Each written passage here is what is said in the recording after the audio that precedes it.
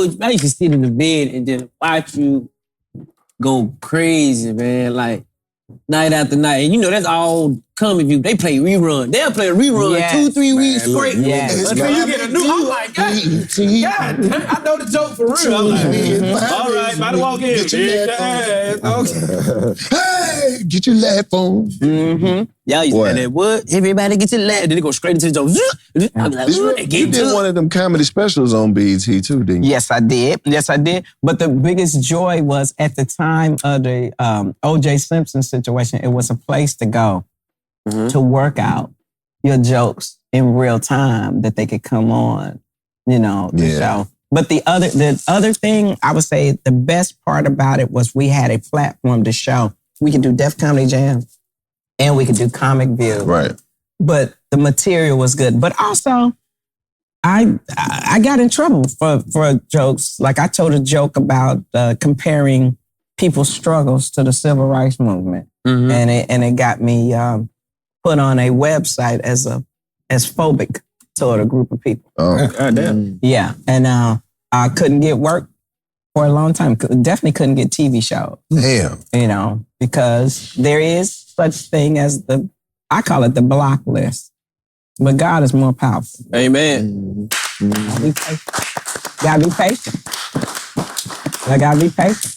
This message is sponsored in part by the Black community and or the Black church. You understand? Absolutely. Yeah. Absolutely. And for me, while I was hurt about it, and I wanted to go talk to the organization that had me on a list as phobic, because my manager at that time said, no, they're too militant. They're not going to listen. And we as Black people we don't have to make a decision. I'm Black every day. Right. You know what I'm saying? I told a joke.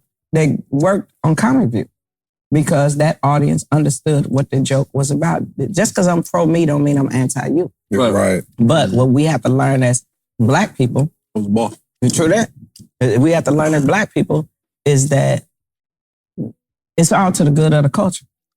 You know what I'm saying? People may not understand it now, but you'll understand it later because we ain't going nowhere. You understood. And you can't do nothing without us. Understood. There it is.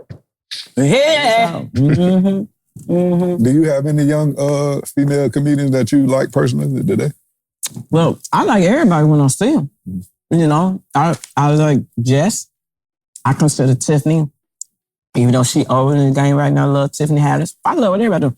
But I also want to see us old heads work with these young comics and do shit together. We need to be writing scripts and producing. That should go.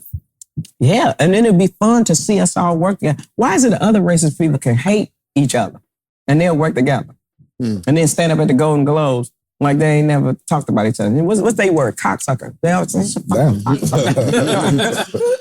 hate each other. And then be in the action film together. That ain't real hate, though.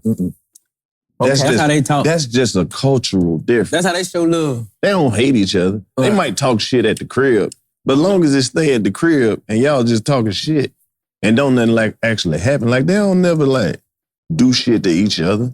Well, listen. It's all verbal. They do, but it's cultural. We just don't know about it. Now, I'm going to tell you something. When Joe Rogan, goddamn. And I know a lot of people don't like Joe Rogan, but when Joe Rogan was putting up them clips of who was doing who material, before the call-outs was happening, when George Lopez was going to throw somebody over a balcony, listen to me. Everybody say, well, they don't get gully like that. Yes, they do. Yes, they do. Shit. They just can survive it. We can't. Who the fuck knew George Lopez was Suge Knight?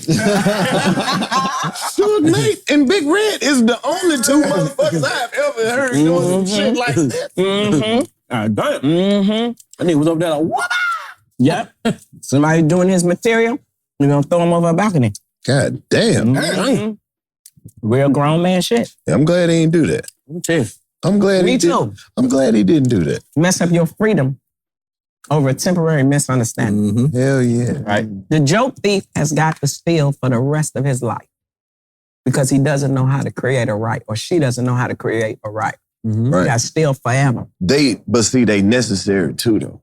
that shit necessary. Because it's just like in the Matrix, right? When you just be kicking it and doing all the amazing Matrix shit, then the motherfuckers with the suits show up, Mr. Anderson. Then you know it's time to get the fuck out of there. Right.